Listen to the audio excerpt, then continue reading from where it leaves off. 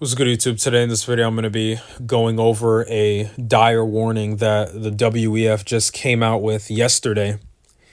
And as you guys can see by the title, they are actually warning of an era of shock events. These are literally their own words on their website that they published the article talking about this information. An era of shock events, their own words that they used. So I want to remind you guys that these people are not hiding the fact that, devastating events are coming.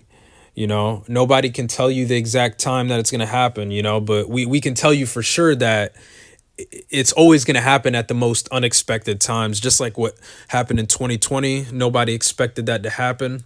They're just going to keep repeating the same cycle over and over, right? But yeah, these people aren't hiding what's coming. They're openly telling you what they're planning. And we're going to get into later on in the video the article that the WEF just came out with yesterday talking about this situation where they literally made that warning. So I'm going to get right into this video. I'm not going to, react to the whole thing through. That'd be ridiculous, obviously.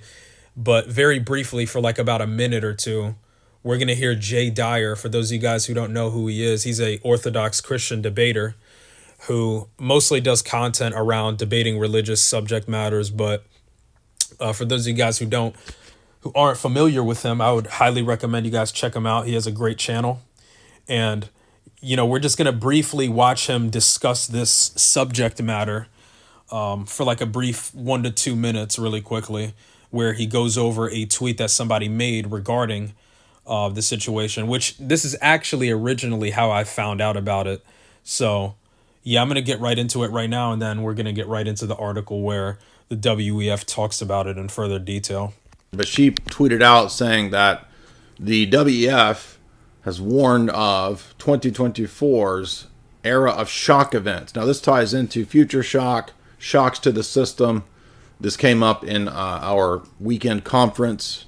One of the last questions of the 3-4 hour podcast was, what's coming? I said, shock events. Guess what? I'm on the right page because Klaus and his buddies are saying the exact same thing. The destabilizing shock events could include a cyber pandemic. And speaking about the cyber situation, right? Don't forget that they've been doing Cyber Polygon for several years. They've been doing it for several years. And recently we had a situation where I think it was around a month ago, from what I remember, where a cyber event ended up taking place. And, that was probably just a little test, for like the big one that they're planning. And don't forget, too, that several years back, or not even several, but a few years back, Klaus Schwab was on video making a warning about a cyber event that could devastate the infrastructure and that could cause power grid collapse and all this kind of stuff, right? That's on video. For those of you guys who haven't seen it, you can look into it and you should be able to easily find the video clip. But he's on video making that warning regarding a major cyber event that, basically devastates the economy. But yeah, I mean, these are things that they've been foreshadowing for years. None of this is like hidden information. Like, this is all stuff that they've openly discussed, openly talked about, openly, mentioning on their websites, things like that, right?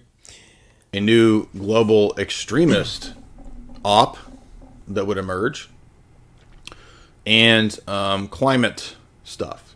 So these are the things that Klaus and company are worrying about. And again, further proving that this is all intentional. There was an interview with Justin Trudeau. And this was about the status of the walls. You can guess what I'm talking about. And yeah, we just need absolutely no walls at all. Just let it all hang out. Everybody can come chill. In fact, everybody should come chill, and everything should be paid for. Right? How does that fit into today's topic? Well, it fits into today's topic because in order to get into the scenario where we are, totalitarian regimes have to utilize extensive amounts of propaganda, techniques of brainwashing, social engineering, mind control, language control. Absolutely true. That's absolutely correct. And 2020 was a perfect example of every single one of those things that he just mentioned. Educational control, and even mass drugging of the population. And also censorship. Yeah. Yep. And so the book begins. Now, this was written, as we know, he was a Dutch Jewish psychiatrist, psychiatrist. But yeah, I don't want to make the reaction thing too long. Just very brief. Yeah, I mean, this is literally from the WEF's own mouth. They literally published an article yesterday talking about this, and they're not hiding what they're planning. I mean, it's just becoming more and more obvious by the day. So, yeah, just like he mentioned, things like, information control, propaganda, brainwashing, all of these things, right? These are all crucial aspects, crucial things that they utilize to the best of their abilities to get people to fall for their nonsense, right? And we've been seeing this at an all-time high over the past 4 years. If you think 2020 was bad, just wait till you see what the next big event has in store.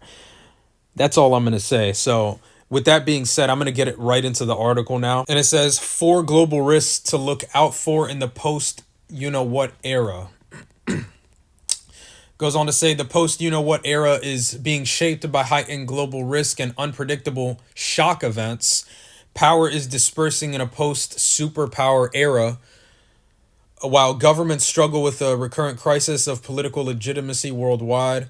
The lingering, mental health crisis, that's another issue for sure, which these same people, are also contributing to, is being exacerbated by climate and AI. You can't make this up. This is what they're saying.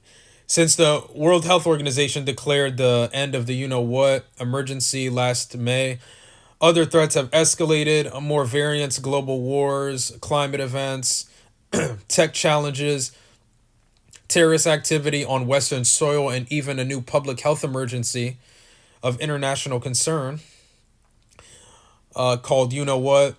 But what else may be on the horizon?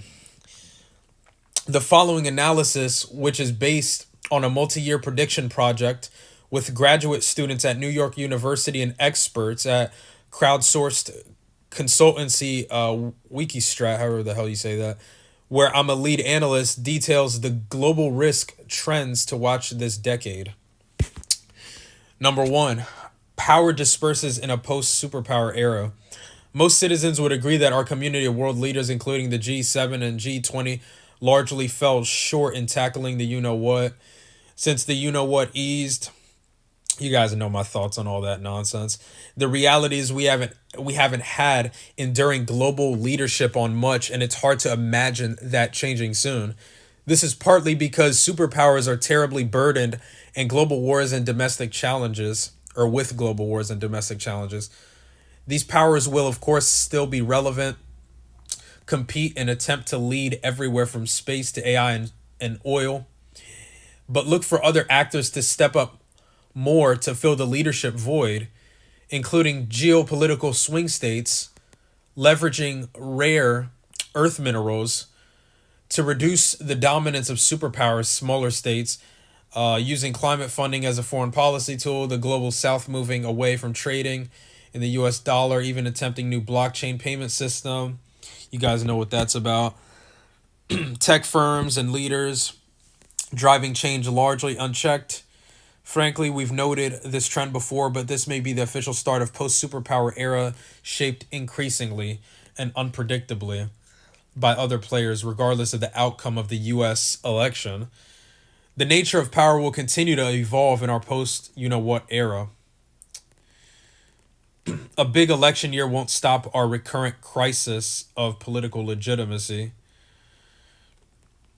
Everyone has rightly noted how 2024 is the biggest election year in history, with around half the world going to the polls. Again, you guys know my thoughts on all of that. This, of course, could still be complicated by AI disinfo, cyber threats, or simply accusations of rigging, which we heard a lot of, delusional Trump worshippers spewing out that nonsense 24/7. As already seen in countries like Bangladesh and in the US. Yet the larger issue is whether these elections will even make a tangible difference in local and global change. Widespread government distrust in most political systems has not abated in our post what era. Let's not forget democracy. I laugh when people talk about things like that. People who believe in that, nonsense still are under a strong delusion. I'll tell you that much. Declared the sole surviving source of political legitimacy by the U.S. At the end of this Cold War, has been in decline globally for 18 consecutive years, according to Freedom House. Okay, because this is a pretty long article, so I'm about to just start skipping through and get to the important part that I was talking about. They're warning about the era of shock events. So this is the part that I really want you guys to listen up to the most. Number 4, an era of shock events. Now, keep in mind, this is posted as an opinion, but guess what? The World Economic Forum backs it because they post it on on their own website. They publish it. So they back this guy's so-called opinion, right?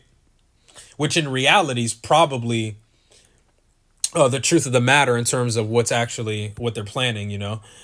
But it goes on to say, make no mistake, the U.S.-driven post-Cold War era ended a while ago, and realistically, America's 2024 election won't change this. Enduring global leadership, democratic ideals, globalization, and liberal values have all been notably challenged, and superpowers are overstretched. This is a global legitimacy crisis, as argued in my book and our past crowdsourced research since 2017. This period of muddling through means anything can happen in our post-you-know-what era. Look for global risks to be further exacerbated by unexpected destabilizing shock events. Briefly, here are three shock events to consider that may impact global stability. A new global extremist group emerges.